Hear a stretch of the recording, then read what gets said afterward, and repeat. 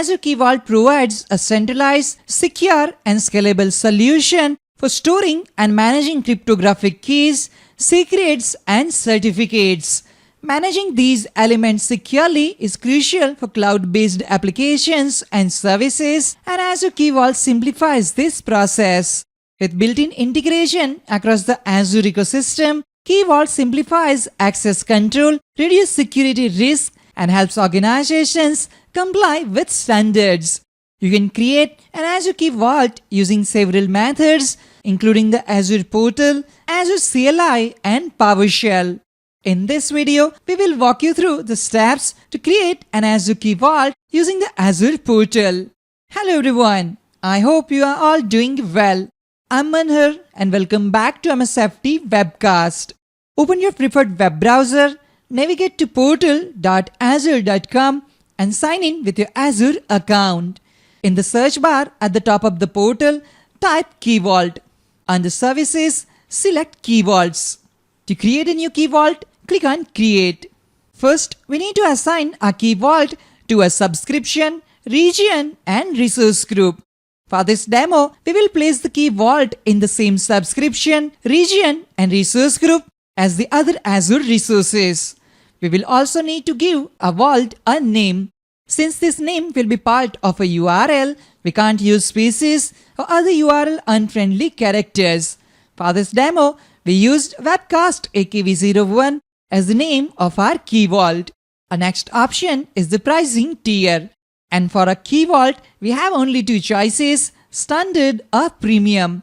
The Premium tier provides access to hardware-protected keys and high levels of encryption for your stored secrets, but at a higher cost. For this demo, we will be using the Standard pricing tier and the default encryption. Next, we need to configure a vault's protection against accidental deletes. At the Key Vault level, we can retain deleted key vaults for a specified number of days after they are deleted. We can't fully disable this feature. The minimum retention period is 7 days and the maximum is 90 days. With a Key Vault, you don't actually delete keys. Instead, you replace the current key with a new version.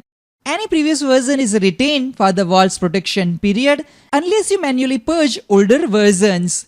This versioning feature allows you to audit any changes to your keys. If you want, you can prevent any key from being purged by enabling purge protection.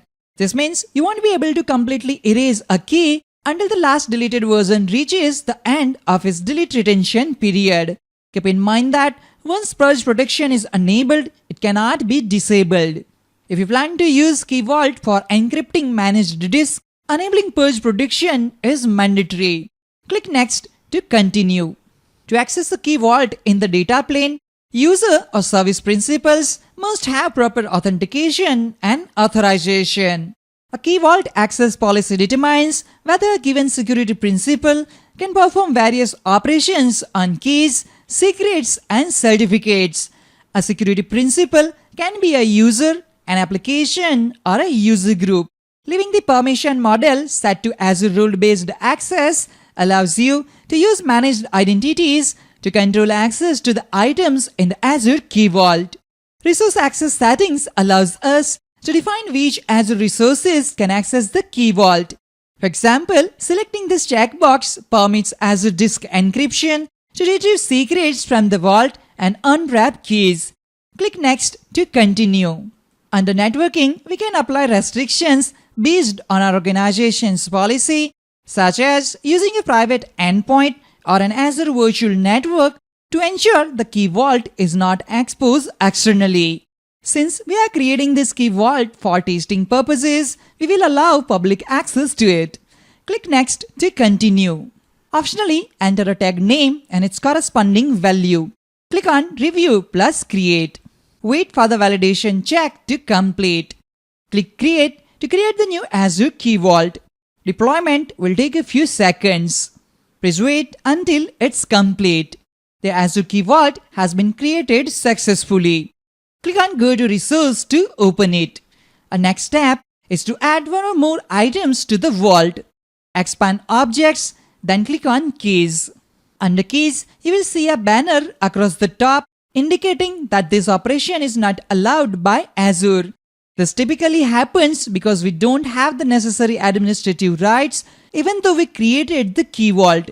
To resolve this, we will need to go to the access control section on the left hand side. Click on Add and then select Add Role Assignment. You can simplify things by assigning the key vault administrator role to your chosen user or group. This will grant the necessary access to create and manage secrets, keys and certificates in the Azure Key Vault.